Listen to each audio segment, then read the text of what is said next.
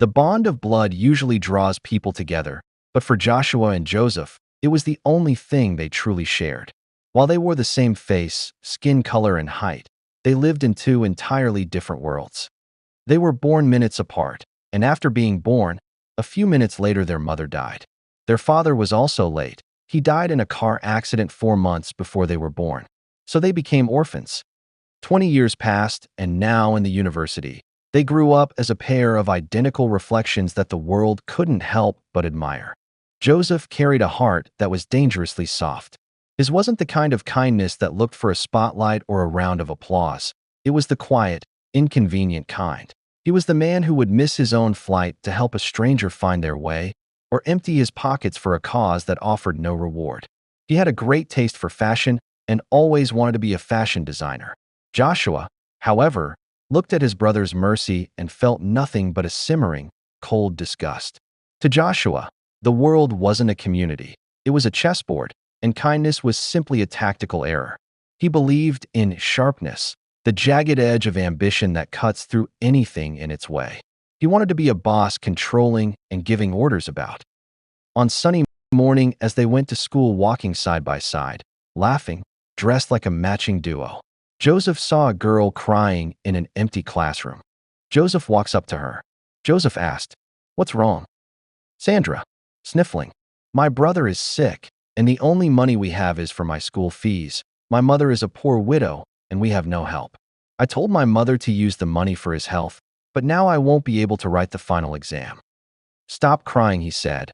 "I have some little savings from the work I did. I'm sure it will sort out your fees." Sandra, looking surprised, "I don't know you. Why do you want to help me?"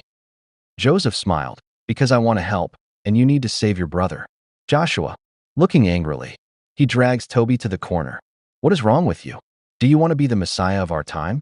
Joseph laughed. "As long as it gladdens my soul, I'll make people smile." He walks out on him to go meet Sandra.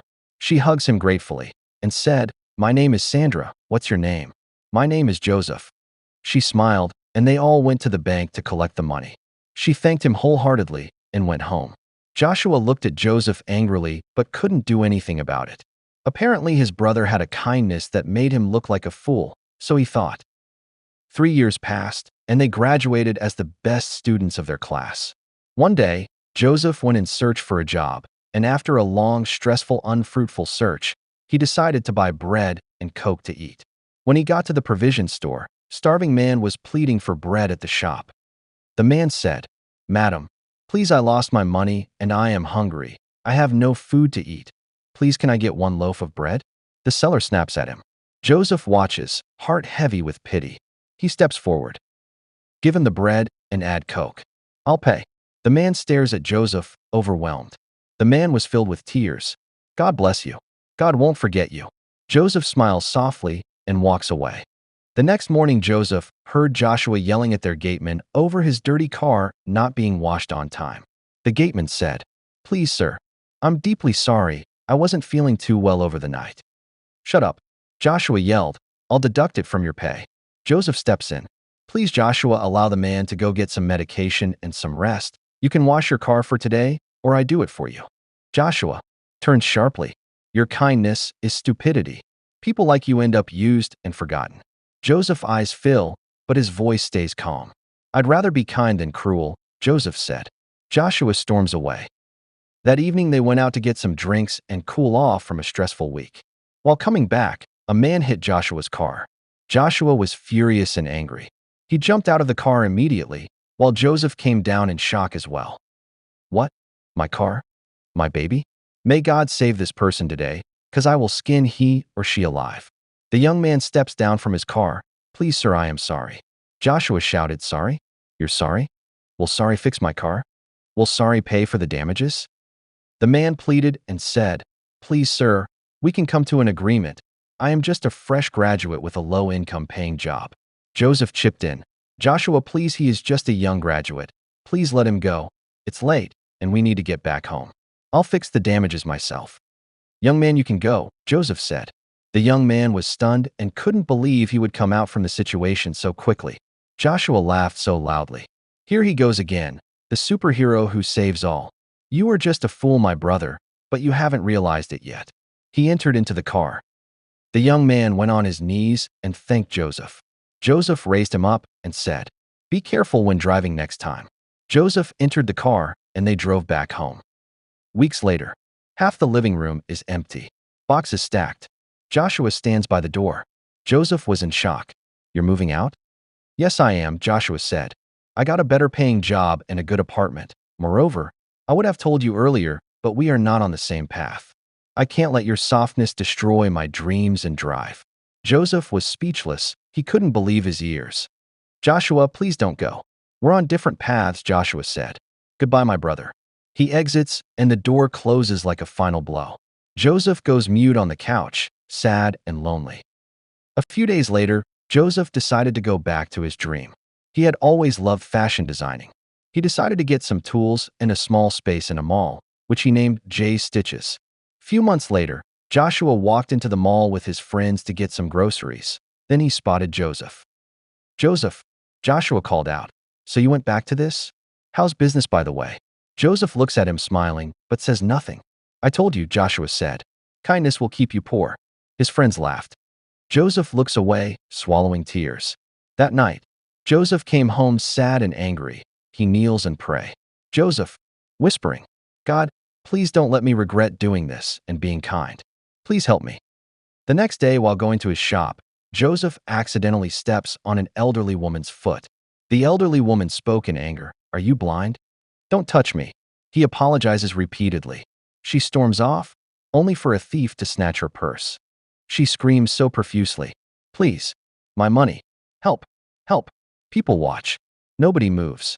Joseph steps forward. He presses money into her hand. And he said, "Use this to get home." She stares at him, ashamed. Then he said, "You were upset. It's okay." She cries and hugs him. When he got to his shop, Joseph cries quietly, no customer and no sale. The phone rings, an unknown number. "Good evening. Mrs. Sandra has accepted your partnership request." Joseph freezes, breath gone. The next morning, Joseph meets Mrs. Sandra, a huge celebrity. When Sandra saw him enter her office, she was in shock. "Joseph? Is this really you?" She hugs him tightly. "I'm that girl you gave some money few years back in school. You saved my brother's life and my chances of finishing school. Thank you. I'm married now with 2 kids." Joseph smiled and hugged her again. He couldn't believe she was the same person he had been longing to meet for a collaboration. A young man enters. It's the man who crashed Joseph's twin brother's car few months back. "This is my younger brother, Frank," Sandra said. Frank turns to him, and he gives Joseph a handshake. "I can't believe it's you. You forgave me when you could have ruined me. You let me go and said you will handle the damages." He turned to his sister and said, "Sister, please do whatever you can to help him.